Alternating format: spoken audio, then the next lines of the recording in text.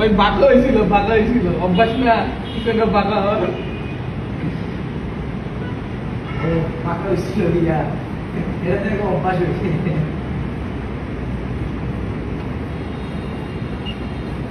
কানে ধরেই কানে ধরেই বেলা নাই জনগণ ঠিক আছে তার জীবনে বাঁকা জীবনে থাকে আর্মি এমনি থাকলে 2 দিনে এগুলা ঠিক হয়ে যাবে ভিডিও করতেছেন কনটেক্সট দিয়ে যাবেন কনটেক্সট না দিলে